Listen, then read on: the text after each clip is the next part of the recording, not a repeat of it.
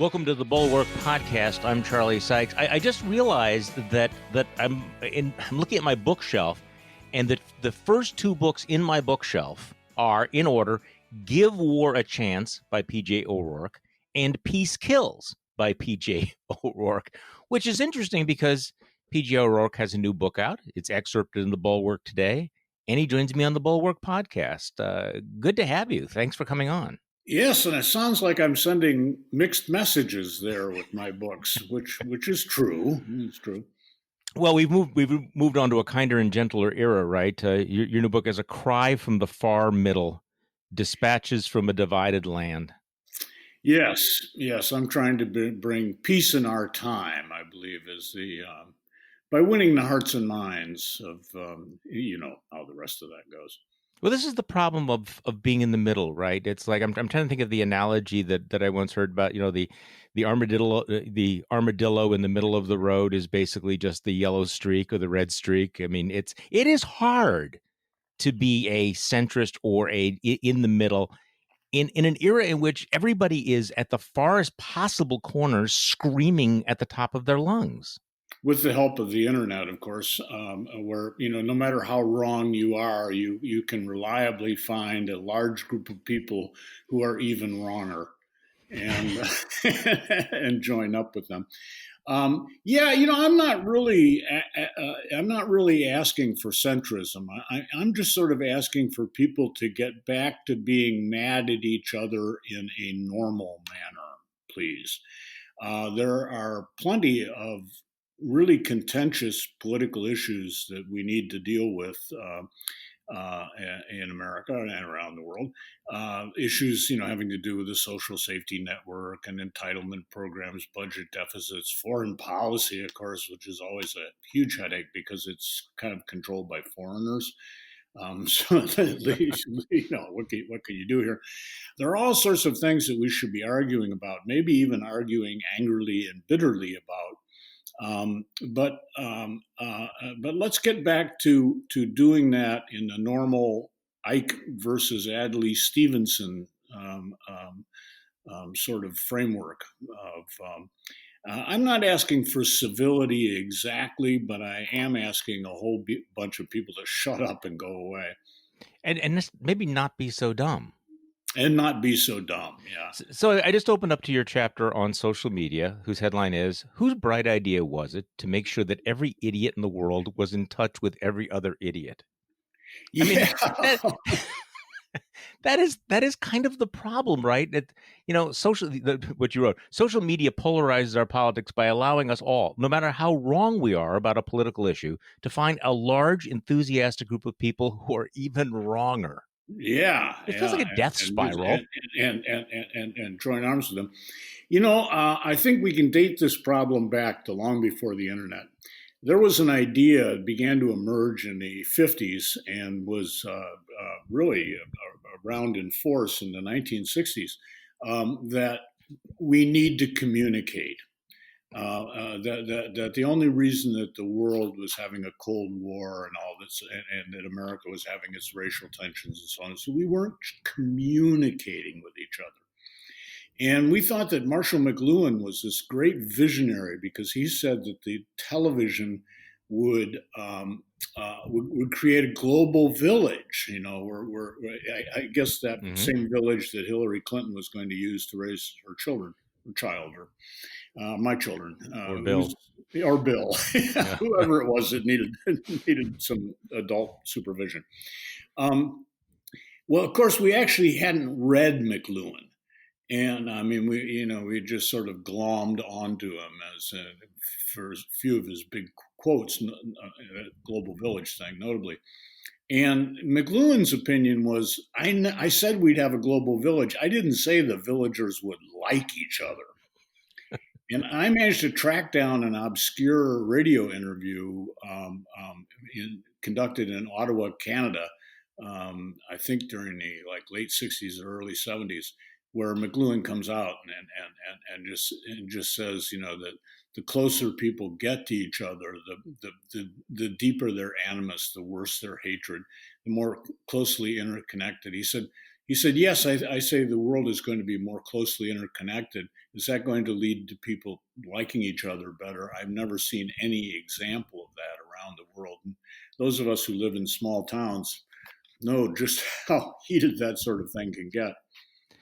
Well, and also everybody feels the need to have an opinion about everything. I mean, there was once a time when we weren't not only thrust into each other's faces, but we didn't have to have pretend to have all this deep knowledge about everything. I mean, I really wrestle with this. I know you're an H.L. Mencken fan, right? I mean, you I read am indeed, yeah. H.L. Mencken. You know, H.L. Mencken did something that almost no pundit these days dares to do. And that's what I think makes it so refreshing. He was prepared to say that one of the problems with democracy is that people are stupid, right? That we had an idiocracy. And nobody else will ever say that because we all have to pretend that, well, the American people is too smart to fall for this, or the American people is savvy enough. And 50% of people are below average in intelligence. Mathematical fact. There is no way around it. I mean, maybe at some point people once had a better sense of the limits of their own knowledge. There were fewer outlets for people to dispense, to display their ignorance and then to have that ignorance validated by others. So basically, I screwed up something this morning. I wanted to confess to it and bounce it off you, okay? Sure. Because I have a daily newsletter, and I'm writing about one of the factors in the election that is sometimes discounted is just the spread of crazy, the number of just absolutely batshit crazy voters that are out there. And twice in the last 2 days, I've talked to national reporters who came into Wisconsin and were struck by the number of people who began spouting conspiracy theories that they got online. And I actually quoted, Bob Costa from the Washington Post, who goes to crucial Waukesha County, which you've heard of, Yes. and he meets this 59-year-old woman who basically, starts going off that, she used to get her information from Fox News Channel, and now she's watching the X22 Report, which is this far right-wing conspiracy theory YouTube channel. And she's absolutely convinced that George Soros is funding all of the riots in Kenosha. That Gosh, George must be rich because there have been a lot of riots. I know he's bankrolling all of them. So she has all of these conspiracy theories. So I quoted this as like, this is really disturbing. This is happening. But what I neglected to mention was the first paragraph. Her name is Yvonne. I can't pronounce her last name. Yvonne, 59. This is the way Bob Costa describes it. Yvonne blank, 59, sat outside a Waukesha bar Wednesday morning with a raspberry White Claw in hand and described the Democratic voting tendencies of her youth. Okay, that's far. So, okay, Wisconsin has its own weirdness, but, maybe it's a tell that you're interviewing, that, man on the street interview is with a person who's sitting outside a bar in the morning already drinking. I mean, Wisconsin, we drink, but maybe that's a little bit of an indication that this is not the typical voter out there. I mean, if I wanted to, find out what is America thinking, do I go into some woman who's smoking a cigarette, sitting outside a bar, drinking a White Claw at 9:30 in the morning? I don't know. Of course you do. Of course you do. It's all about, I mean, if you can't find actual blood in the streets, we all know if it bleeds, it leads. But also, if it drinks, it talks. And it will be colorful. It'll be colorful. You always go for the colorful character. I mean, as a reporter walking down the street with, say, 500, 600 normal people within view, you naturally go directly to the person dressed as a circus clown, for no discernible reason. That's right. Even though the circus isn't in town. And so we do have, is the craziness quotient in America any worse than it ever was? Yeah. I doubt it. I think we've always been a pretty crazy country. Founded by crazy people. I mean, if you think about the whole Mayflower venture, right from the Jump Street, we were pretty crazy. But they're easier to hear from now, and reporters lacking any real news, because real news could get you tear gassed or beaten or looted or chased around the street by both sides. We naturally go for the colorful. Sure. Well, and by the way, you mentioned something, and we excerpt your book in the Bulwark today, and one of the quotes that jumped out And at me thank you, was, I wanted to yeah, say. well, thank you, but one of the quotes from you that jumped out at me was, "Our country was founded by the delusional and the crazy, populated by the desperate and the unwilling, motivated by most of the seven deadly sins, and is somehow the richest and most powerful nation on earth ever." Amazing, So, isn't it? That's the one thing Mencken didn't understand about democracy is the noise canceling effect that democracy has. Is that the two sides of the crazy tend to cancel each other out under ideal circumstances, leaving normal people in the middle to have normal arguments about normal things, fact-ish based at least.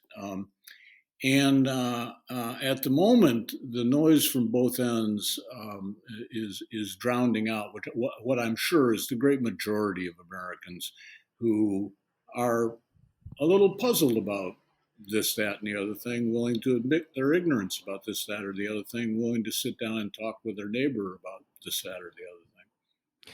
well, that is the gap, and I think one of the great challenges, and we talked about this right before we started doing this, is how do you navigate this time without losing your mind? How do you not go crazy? Because I think there's real pressure on people. I mean, you add in the politics, and then of course you have the pandemic and the quarantine, and just all of the other strangeness that we have, and I think a lot of Americans are just on the edge, and then if you go to escape from that into social media, it's like you've just jumped into the hole. So I mean, that is the challenge. Isn't that one of the major challenges of our time, is how not to lose your freaking mind in all of this? Absolutely. And then for those of us who are in the media business, it's very hard to attract any attention with a moderate view. I mean, let's be honest about ourselves. We want attention. I mean, we want attention. We make our livelihood by getting attention, and it's very hard in these circumstances to get any attention without anything radical to say. I mean, I've had a couple of like TV talk show producers call me up and say, would you like to come on about this or that or the other thing? And when I explain that, gee, my opinions about, Medicare for all and so on are actually kind of moderate. I'm a little puzzled about this aspect and the other aspect. I think Obamacare is a ridiculously complicated law. I think it focuses on insurance when it should focus on healthcare. But do I want to deny healthcare to people because of their? I mean, nobody should be beggared by their medical bills. Nobody should lose the house. The boat, Mhm. maybe, but not the house.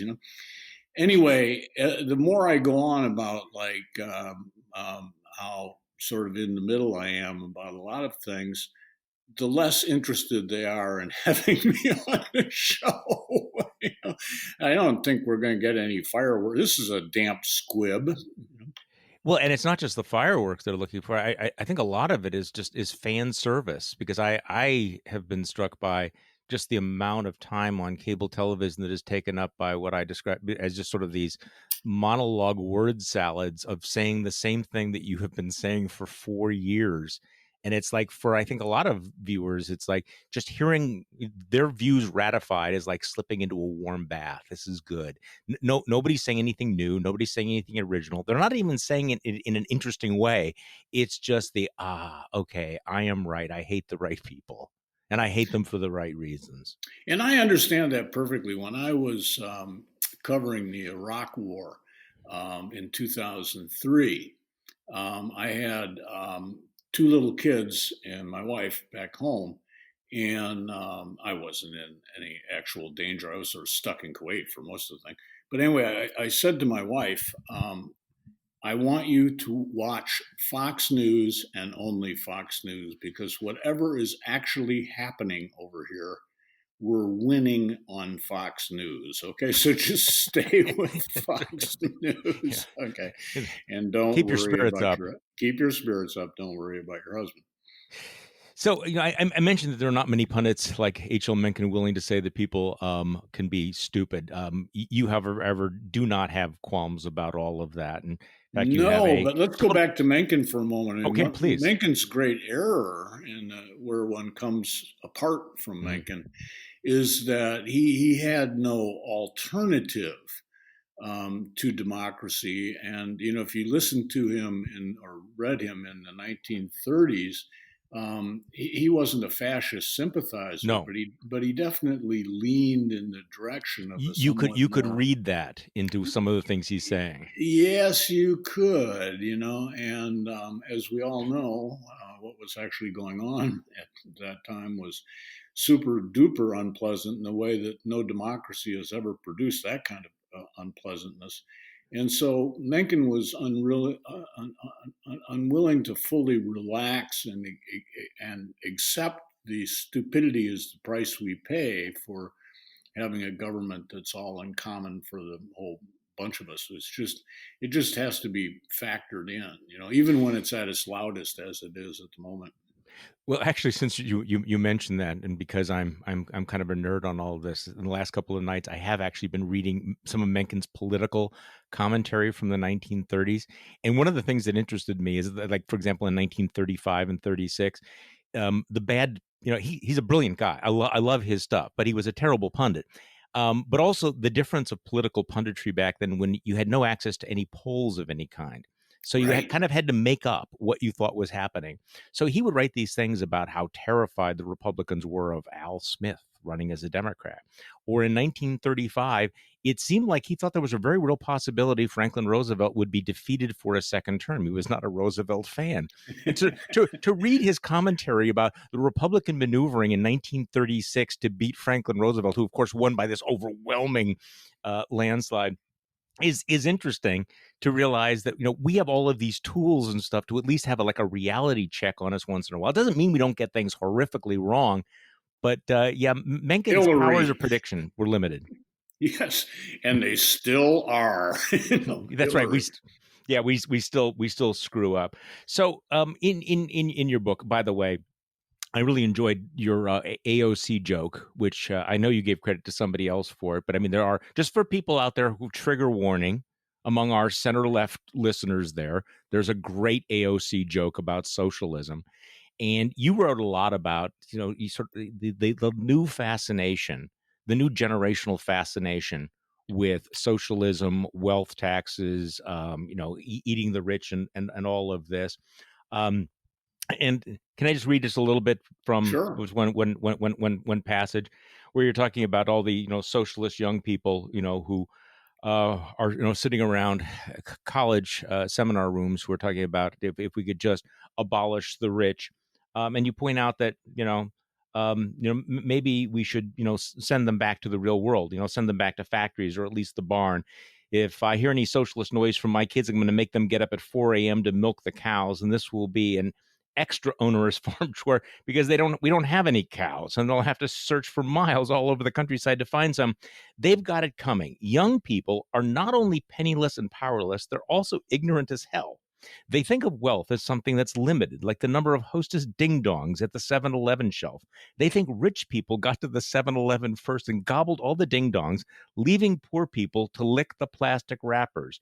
Young people don't know that more ding-dongs can be produced. By the way, this is the best description of socialism, capitalism that I've read in ages. Just right there. Well, thank you. You know, And it does. I mean, I do try to point to like the fundamental socialist fallacy is that there's a limited amount of goods and services that somehow has to be divided up more fairly. And of course, the answer to is the old John F. Kennedy: "A rising tide lifts all boats." Unless, of course, your anchor chain is much too short, in which case you drown. bad But things happen. he didn't really, and he was a seaworthy fellow. He should have known better than to use that metaphor. But yes, this idea of limited means, the zero sum fallacy, is at the core of what's wrong with socialism. The other thing that's at the core of why socialism is so nominally popular at the moment is that 1989 was a long time ago when socialism around the world began to collapse, and it began to collapse even earlier than that in China. It was in the late 70s when China began to open to free enterprise. These kids weren't born. Um, this is all ancient history to them. I was figuring out, I was doing the math that for my oldest daughter, the fall of the Berlin Wall is as long ago for her as the Great Depression was for Right. me. And I remember when I was her age, saying to my parents, "Why are you wrapping up that tiny piece of cheese, that tiny piece of rock hard cheese that was left over from last week's tuna casserole? Why are you wrapping that up and keeping it in the fridge?" Well, it might, Right. rationing might happen again, or we could be broke tomorrow, or they didn't say that, but that was the look on their face. And I'm going, no, that was, and then for for that same daughter, China's opening to the world of capitalism. That would take us back to like the Kellogg brand peace pact of the 1920s. Um, Presumably a treaty about breakfast cereal, not weaponizing them. No, this stuff that blows my mind. I do the same thing. I was reading. Newt Gingrich was saying the other day that Donald Trump should do what Richard Nixon did to George McGovern, and radicalize him. Well, that was 1972. Do a little quick math. That's 48 years ago. That would be like in 1972 giving people advice of what someone did in the 1924 election. Right. And Newt's showing his age there. yeah. Actually, 1972, that was the first real story I ever recovered as a reporter, were the Democratic and Republican conventions in Miami Beach. Oh, that was wild. That was a while ago. And opinion polls weren't as fully developed. I mean, it was pretty clear to some people, at least, that McGovern probably wasn't going to win. But it wasn't clear to the Democrats at the time. And I was still this like sort of shaggy, hippie looking character. And in those days, there wasn't much security around the conventions. And I had press credentials, and I was looking for the press entrance to the convention center. And there was like one good old boy guard leaning back on his chair, smoking a Marlboro, who was guarding the entrance. And I said, "Is this the press entrance?" And he says, Nope, this is the delegate entrance." "You a delegate?" And I said, "No, I'm a member of the press." And he said, "Yeah, I didn't think you looked dirty enough to be a delegate." And then I thought, Whoa. "Goodbye, George." Yeah. That was the amnesty. What was it? Acid, amnesty, and abortion campaign. Yes, Yeah. that was, So and they're still. $1,000 for each American. Boy, well, that was considered like wildly radical at the time. $1,000 for each American. Now Republicans are handing that kind of stuff out on a monthly basis. Yeah, and now it's sort of Andrew Yang nerdy, but Yeah. well, yeah. Speaking of which, eagerly awaiting when Republicans rediscover their fiscal conservatism under the next administration after the trillions of dollars that they've spent. But that is kind of a different story. But It is, but isn't that fiscal responsibility is something that would seem to be kind of hiding in plain sight from the Republicans? We might even call it the elephant in the room. What is going on? When did Republicans become advocates of rolling the printing presses down at the Bureau of Printing and Engraving, night and day until they catch Well, fire? it's not a surprise that Donald Trump wants to do that. I mean, he's the king of debt, right? So we should have known that. It's everyone else. I mean, Yeah, everyone else. I can't tell you the number of Lincoln Day dinners that I had to go to and eat bad chicken and everything and listen to people talk about the debt and the deficit because I live in Wisconsin. So of course I was right next door to Paul Ryan. So right. it You was got like an earful. burned into my head, all of this. And it's like, what the hell? Not to mention, I don't know. We're falling into the I'm old enough to remember, but I do this all the time anyway. Yeah. The could you think about where we were in the 1980s about the world, and you wrote a lot about peace kills and all that good stuff, but could you ever imagine a Republican Party that would be on its knees before Vladimir Putin? No, I just, it's like something's gone seriously wrong here. Something's arguably gone seriously wrong with both parties, but it's gone wrong with the Republicans. I just don't know what happened. There's been some sort of mental collapse, and maybe it will be followed by. I mean, we don't have political parties in a European sense in the United States. There's no card. You can't be expelled. If you donate so much as a nickel to either political party, you can't help but join. Yeah. We have two broad tendencies, which are that, government should fix the problem is one broad tendency, and the other broad tendency is government is the problem. And you can hold both of these going down to the Social Security office to sign up for your benefits. And you can hold both of these ideas in your mind at the same time, and most Americans do. Government should fix the problem, and government is the problem. And somebody's just lost sight of something. And coming back to the fiscal thing, is that this printing money thing, this has been tried. We have experimental evidence here. It's called Weimar Germany. Again and again. Again and again. I have framed on my office wall a Zimbabwean banknote for 100 trillion Zimbabwe dollars. I have the same one. I love that thing. Yeah, and it's decorated with a picture of a pile of rocks. Mm-hmm. Which apparently symbolizes something for somebody. Artful, Yeah. You had a pre-preface. Every author that comes up with a book during this period, I has to update it. And I talked to Brian Stelter yesterday, and he obviously he threw on a new introduction a couple of months ago. You have a pre-preface as we go to press, so you must have updated this like 5 minutes ago, as you write. Yeah, pretty much so. Yeah. While this book was being written in 2019, America was deep in an era of idiot populism and hooligan partisanship, and then it talked about our socio-political Peloponnesian War in the midst of this long, confusing, tedious, useless, foolish conflict that threatened to destroy democracy.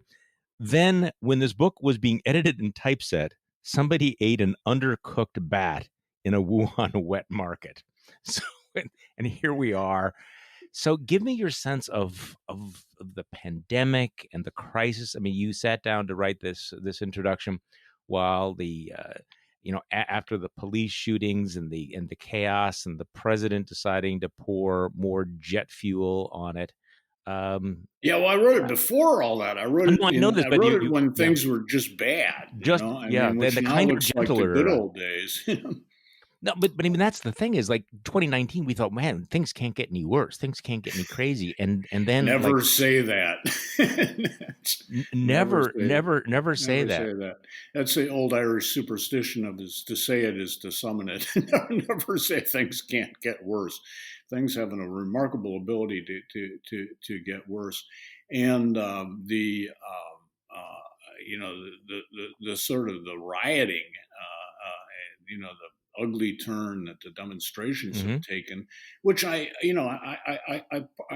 partly chalk down to the pressure that everybody's been under from the pandemic is making everybody a little squirrely. I was talking to my shrink, as a matter of fact, and my shrink had just been on vacation with a bunch of other shrinks, and they were all comparing notes, and he said, everybody is on something. Really? It feels kind of the way it looks.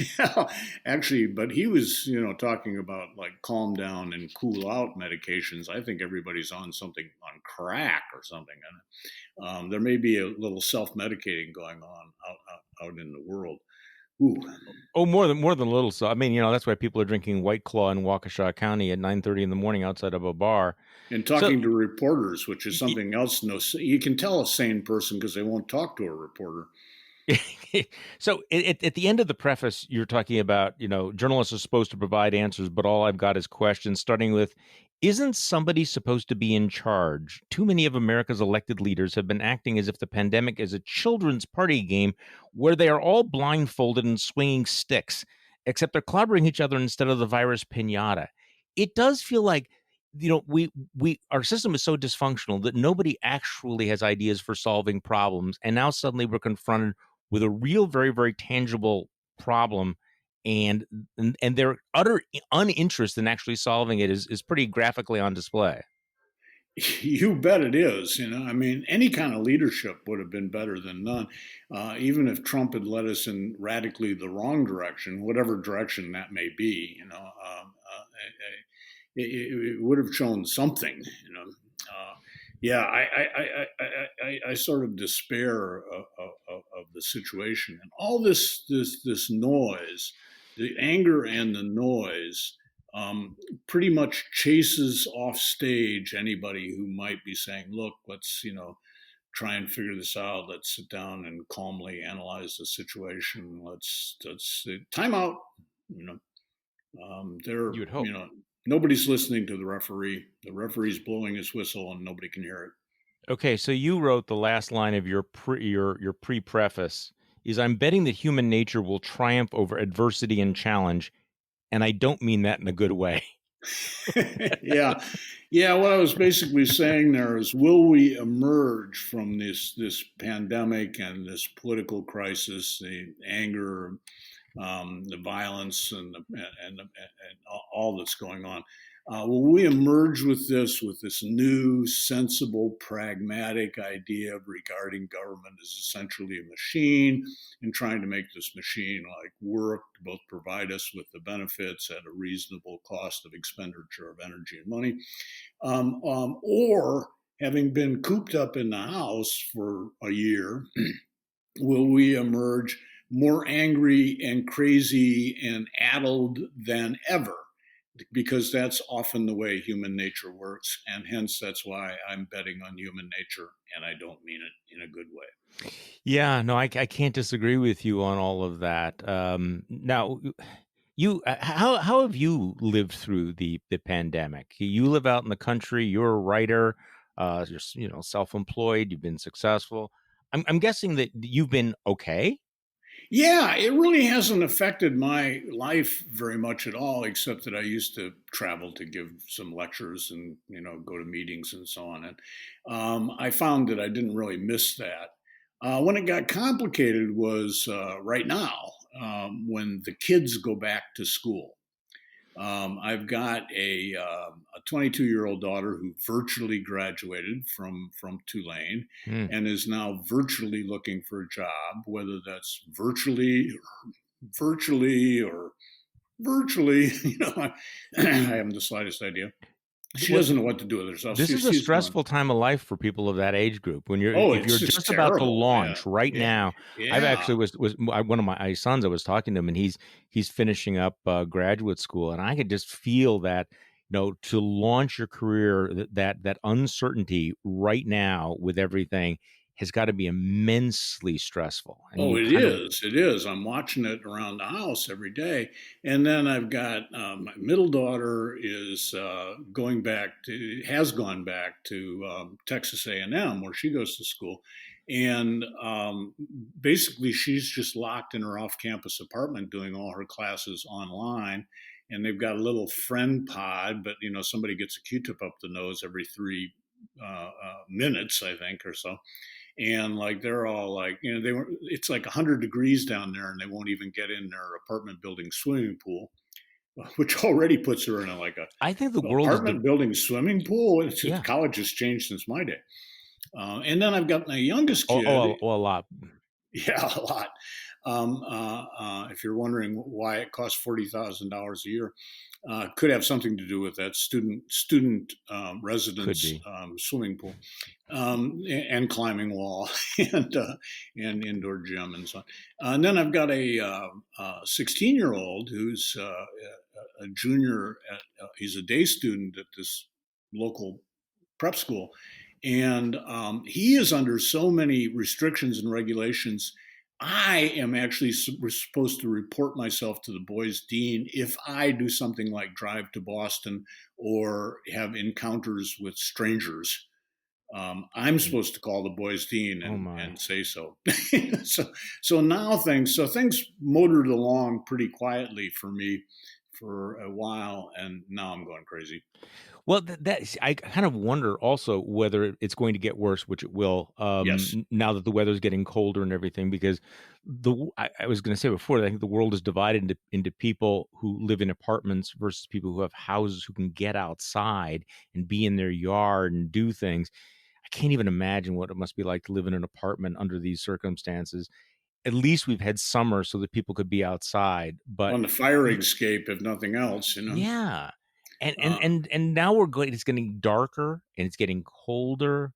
I think all of these pressures are going to, be that much worse. But half the nation, you've noticed this though, has just basically said, "Hey, we're bored with this. We have short attention span, and we're just done." It was like right around Memorial Day. Remember this? It was like somebody hit a switch and go, "Okay, we're done. We played at pandemic quarantine, and now we're out." And is how's that going to work out? Yeah. well, we know how it works Yeah, out. yeah, yeah. The thing is that, but there's also so much that we don't know. I mean, should we have followed this a modified version of the Swedish model? But that, of course, would assume that we're all Swedes, and which A little is not flaw a there. safe assumption. Yeah, right. It was a little, yeah. I mean, I am baffled, and so I just I wear my mask, and I don't go out a lot.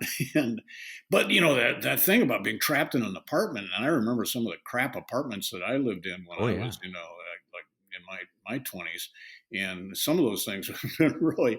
I mean, I really would have been crawling the walls. Not that I, when my 20s, wasn't crawling the walls anyway. But houses up here, we live in the absolute middle of nowhere in rural New Hampshire. We're a Hmm. long way from Boston. We're a long way from anything. We're a long way from Ben and Jerry's, and and houses are being just snapped up for ridiculous prices everywhere. And people are desperate to get out of the cities. To have a little bit of that backyard, and some of these people are going to be in for a rude shock in about a month when the weather up here turns. Well, it turns into an argument in favor of global warming, is what it turns into. Well, I live in Wisconsin, so I understand what You what got what, it. what you Yeah. mean there. But it is interesting how hot the real estate market is, and I think in part because people are realizing, hey, maybe I don't need to commute and go into an office. Things are going to change. Okay, so PJ, I know we want to talk about your book, but do you want to engage in some rank punditry? Sure, Let's sure. get And rank. it will be rank in every sense of the No, word, yeah. well, having acknowledged that people like H.L. Mencken got things horrifically wrong, I Not to figure if mention he, me, I was wrong about every single oh well, 2016 Republican yeah, potential candidate, wrong about the election itself, and Donald Trump seems to. Then I he's good. predicted that maybe he would grow in the job, No, and I didn't he's. make that mistake, but Yeah. well, So I so was really embarrassed. if you want wrong, Yeah, you've come to the right place. well, see, this is the thing. I was really embarrassed. I remember the morning after the election, I was thinking, boy, I'm really going to get a lot of shit for this. Because I was really wrong, and then I realized everybody else in the world was too. Yeah. So, but If having you if you weren't wrong, you weren't paying attention. I felt that way. Yeah. So I am torn. I actually did a thing yesterday. Was a conversation with my future self, like the day after the election or the day after we know who wins the election. Could I be wrong again? What would the factors be for Trump pulling out an electoral college victory, and the African American vote didn't come out? That there were these hidden Trump voters. That the boat parades turned out to be much more predictive than anybody imagined they would be. The pandemic voting thing was. But you know what? Maybe it's going to be Biden's been ahead by 7 points, 7 points, 7 points, convention 7 points, next week 7 points. And the day after the election, he will have won by 7 points, and we'll go, boy, wasn't that amazing? I don't know. What do you think's going to happen? I mean, Well, what I think is going to happen, and like I say, you're talking to Mr. Wrong here. What I think is going to happen is that Biden is going to win by a decisive margin, and that the Democrats are going to retain the House and take the Senate, mhm. and we are going to be in for 4 years of sort of Jimmy Carter on steroids, or the Jimmy's age, he's probably on steroids already, Jimmy Carter on crack. And it's not going to work. The chickens are going to come home. The debt chickens are going to come home and roost in the inflation nest or some awful thing. You can't just do this kind of money printing that we've been up to for the past decades without it eventually having some horrible backlash, which Biden will be captain of the ship. It will happen on his watch. That's going to happen. Their policies are going to be incredibly divisive. They're going to start screaming and yelling at each other instead of screaming and yelling at me. We're going to have a mess of 4 years. But that's going to leave us, and maybe we had it coming, and maybe it's something we just have to go through. But the Republican Party has done so much damage to itself with Trump that at the end of this mess of 4 years, who will be the loyal opposition? Who will be the reasonable choice? Who will be the Ronald Reagan to take things? Yeah, there's no back. Ronald Reagan anymore. I'm not seeing one on the horizon. He may be way off in the distance, and I remember Ronald Reagan, and Nikki Haley is no Ronald Reagan. No, she's great, but she's not. She doesn't have that kind of charisma. But then again, we didn't know that Reagan really had it either until he got going, and it was assumed, lest we forget, that the 1980 presidential election would be a very, very close run thing. It would be a Bush v. Gore sort of outcome, and it wasn't. Well, I've been thinking about that a lot, thinking at this point in 1980, did I know what was going to happen? I actually remember I was a reporter back then, and I was covering I think it was a Democratic rally, and Senator Gaylord Nelson was speaking, and I think either Nelson or somebody else was saying, if Republicans win the Senate, this person will be the chairman of this committee, and Jesse Helms will be the chairman of this committee, and blah blah. And I remember thinking, well, that's obviously not going to happen. I mean, clearly that was just unthinkable, because at that point, nobody could imagine that, say, in Wisconsin, Gaylord Nelson was going to be defeated for re-election, much less that Reagan was going to win by a landslide. So these things do sometimes shift. Yeah, well, they tend to shift against incumbents at the last moment. Let us look at 2008 as the perfect example. At this point, well, not quite at this point, but if you go back a couple of months, in 2008, Barack Obama was an unspellable, unpronounceable guy with a name like a Martian alien, who is like something like, junior senator from Illinois. Named Barack Hussein Obama. That's going to happen, right? Exactly. Really, seriously. Yeah. I mean, get out of here, and he's going to take the nomination away from Hillary Clinton. I don't think so. So, yeah. Well, about this point, though, maybe a little after this, I did realize what was going to happen in 2008, which is why I began binge watching The Wire. I watched all 5 seasons of The Wire to get myself through the 2008 election, which, by the way, was one of the better choices I made that year. Having lived in Baltimore, yes, I would say that it was, factual, not perhaps factual, but highly accurate. Yeah, I think you're right, by the way, in your predictions, or you're probably right, including what a Biden presidency will look like. But it will feel like such a relief not to go through the crazy. That, yeah, we're going to have these debates, but it might not have that sort of layer of toxic unreality with Trump. And I don't know. I wonder what's going to happen to the cable television stations, though, because I think a lot of people are going to go, business. Okay, we're done. We are done with that. I mean, yeah. I am looking forward, not hanging on what's the president's latest outrage every single minute. I really am kind of looking forward to having a president that I can safely ignore for long periods of time. I genuinely crave I don't know that. Well, I think that Biden may be the president who will do the ignoring for you. I'm not sure. Yeah. I'm not sure how safely ignored Biden can be. I think it's going to be a really chaotic first 2 years of his term, because I think by midterm there'll probably be a shift in balance in the House and Senate. Oh yeah. It may not be we may not have Republicans back in control, but the Democratic loony left is going to take a beating in 2024, 2022, excuse me. But we're going to have a nutty couple of 2 years that may keep the traditional news media alive for another year or two. But I would say, as a long-term bet, short those organizations.